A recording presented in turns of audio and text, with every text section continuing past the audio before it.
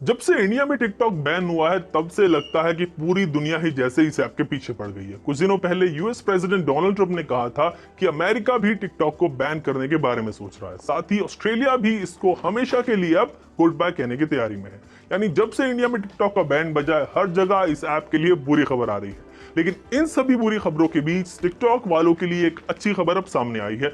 जी हाँ, टिकटॉक वालों के लिए एक पॉजिटिव खबर सामने आई है जिससे उन्हें शायद कुछ तसल्ली मिलेगी, क्योंकि अब टिकटॉक अपने पाप धोने की तैयारी में है और इसकी वजह से इस ऐप पर लगे बैन के हटने के चांसेस अब बढ़ जाते हैं। तो टिकटॉक यूजर्स के लिए ये अच्छी खबर क्या है और टिकटॉक आगे ऐसा क्या करने जा रहा है जिससे उसके पाप धुल सकते हैं, यही सब मैं आज आपको इस टिकटॉक वीडियो में बताऊंगा।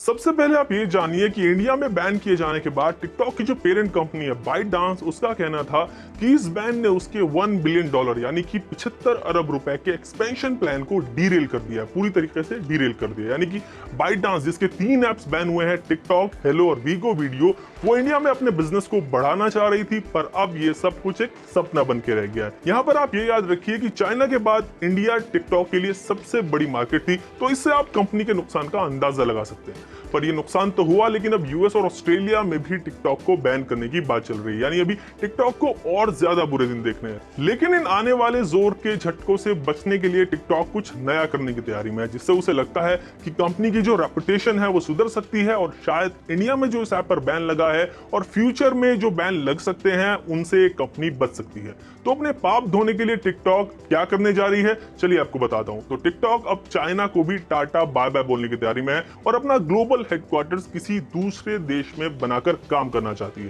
पहले यह खबर आई थी कि टिकटॉक चाइना से मूव करके यूएस जाएगा और एक यूएस फर्म की तरह काम करेगा, लेकिन अब कंपनी अपना ग्लोबल हेडक्वार्टर्स लंदन में बनाना चाहती है और इस पर बात कर रही है। वैसे अपनी प्योरली चाइना इमेज से परेशान टिकटॉक इससे पहले वॉल्ट डिज्नी के टॉप एग्जीक्यूटिव केविन मेयर को एज अ सीईओ हायर कर चुका है, लेकिन उससे भी कंपनी को कुछ फायदा हासिल नहीं हुआ था।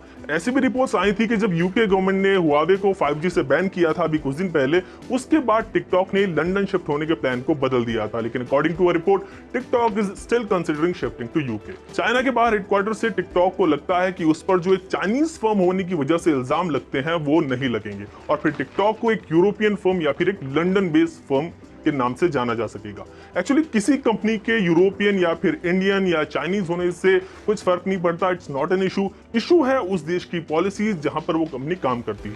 2017 में बना चाइना का इंटेलिजेंस लॉ ये कहता है कि हर इंडिविजुअल और कंपनी को चाइनीज इंटेलिजेंस एजेंसीज के साथ कॉपरेट करना होगा। यानी अगर चाइनीज गवर्नमेंट चाहे तो टिकटॉक का और चाइना की जितनी भी कंपनी है उनका डेटा हासिल कर सकती है। और साइबर एक्सपर्ट्स का तो ये भी कहना है कि चाइनीज गवर्नमेंट ऐसा ऑलरेडी कर रही है। पर अगर टिकटॉक खुद को चाइना से अलग कर लेता है और चाइनीज इन्फ्लुएंस को पूरी तरह से खत्म कर देता है, तो हो सकता है कि जो कंपनी की जो नेगेटिव इमेज बनी हुई है उसमें थोड़ी तब्दीली आए, कुछ चेंज आए और ये यूएस और ऑस्ट्रेलिया में बैन से बच जाए और शायद इंडिया में जो इस ऐप को लेकर गुस्सा है वो भी कम हो और गवर्नमेंट भी इस पर लगे बैन को थोड़ी दूसरी नजर से देखने लगे। वैसे इंडियन यूजर्स को सबसे ज्यादा इशू टिकटॉक पर शेयर किए जाने वाले इंडिसेंट और इनअप्रोप्रिएट कंटेंट की वजह से था, ना कि इसके चाइनीज ओरिजिन की वजह से। वेल, टिकटॉक के इस मूव के बारे में आप क्या सोचते हैं? क्या आपको लगता है कि लंदन शिफ्ट होने के बाद ये आप सुधरेगा या नहीं, कि आपका डेटा सेफ रखेगा या नहीं? आप ये मुझे हमारे कमेंट सेक्शन में जरूर बताएं।